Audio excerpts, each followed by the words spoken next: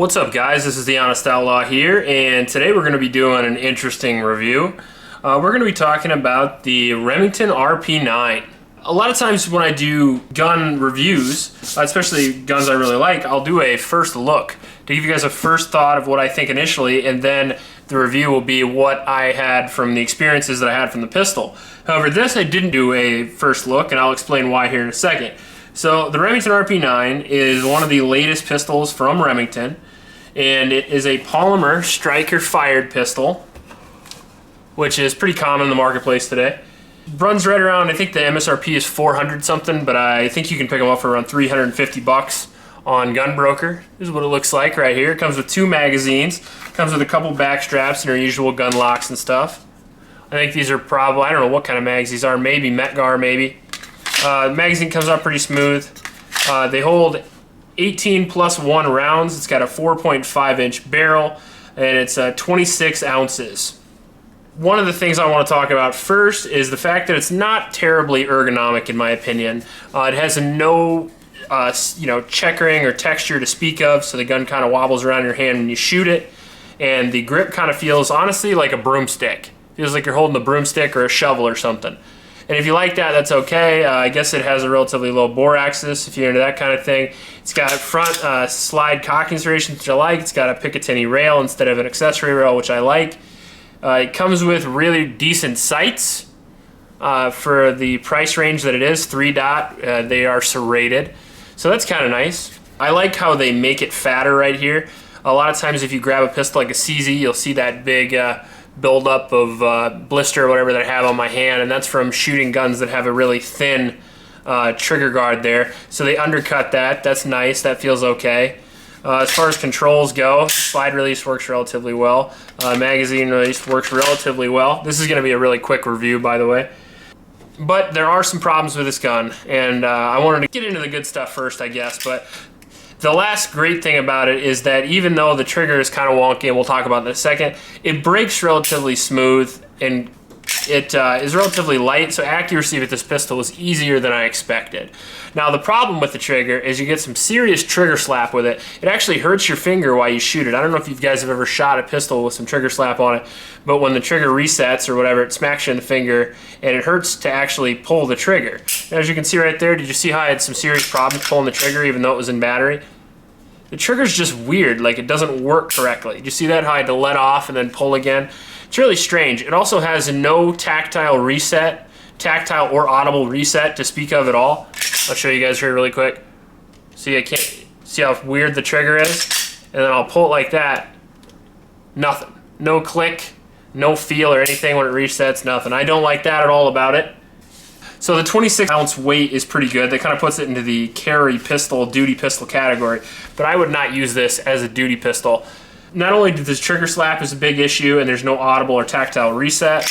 I can show you that again right here really quick without the box in the way. As you can see there, hits, nothing really to speak of. There's a little bit of a click now that I noticed it when I'm in the middle of a room with no other sound or anything. You can kind of hear it, but it is not loud, and the trigger is very weird, and like again, it slaps you in the hand, and I definitely don't like that. The other problem was it's not reliable.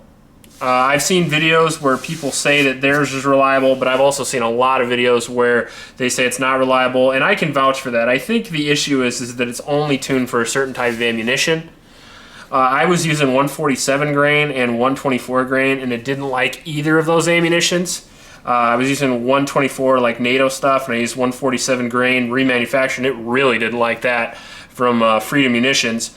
And then I got into some 115 grain white box from Winchester and some 115 grain American Eagle that I got just at the local Shields, and that seemed to work okay. It wasn't 100% for sure. I would say it, at least 9 out of 10 fired, but before that, it like literally was a single shot. It was very unreliable.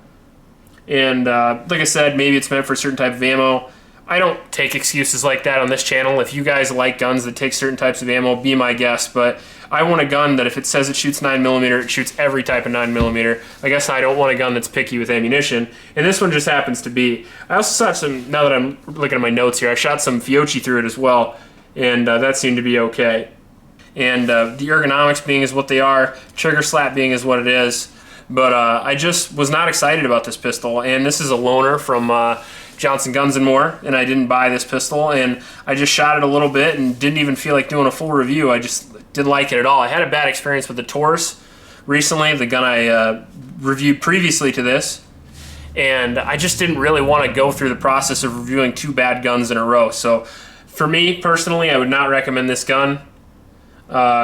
I had problems with it. Other reputable YouTubers like the Military Arms Channel had problems with it. As I said, it's $350. I would honestly save your money. I'd save your money. I'd buy a Glock or an M&P, PPQ, CZ, SIG 320, XD, any number of dependable firearms that you can buy for just a little bit more money than this Canik. You know, the Canik TP9 SF is cheaper than this gun and way more reliable, way more ergonomic, way more accurate. I know it's not made in America, but Remington, you know, Remington isn't necessarily Remington anymore either. That's another thing I want to talk about. A lot of these guns that I put towards the table, I have been horrible fails by Remington lately. From the Versamax to the DPMS RECON to this to, what is it, a couple of years back, the R51 or something. That was a horrible piece of crap as well. Remington is a company that I would steer clear from. They were purchased by the Freedom Group, and I think the Freedom Group might be owned by that Cerberus company. It's an offshore company that owns lots of gun companies. They own Marlin now. They own, I think, Thompson Center, a few others. And I would just stay away from their products. It seems like the bean counters got involved and their quality control has gotten really, really bad. I have some old 870s and a Remington 700 from the 70s, 80s, and even early 90s, and they work perfectly. But all of the new products that I've gotten from Remington, including this one, have been of such poor quality, I was surprised. You know, the trigger slap thing, you couldn't figure that out in the factory. Or how about, did nobody tested these guns with 147 grain or, you know, 124 grain? 124 grain is NATO spec. They didn't use 124 grain in their testing. I just have a hard time with that. You know, I have a hard time with modern pistols that come out on the market in such a saturated market, like you know, with the PPQ or the Glock or the M&P or the, you know, the new SIG 320 or the CZP-10. All those guns are amazing. You know, they might have their little quirks here or there, but they all work perfectly. They're all accurate. They would all be easily counted upon if you had to defend your life. And to put out something like this is just, it's kind of a slap in the face to people who like the Remington name and who want to buy American products. So I guess that's my opinion.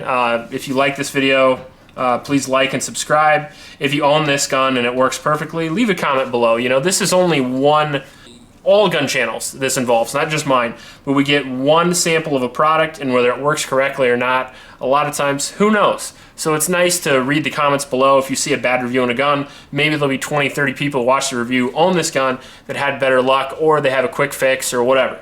If you have a better version of this gun, please leave a comment below. Please like and subscribe. Please help out your local homeless shelters, and remember to recycle. Check you later.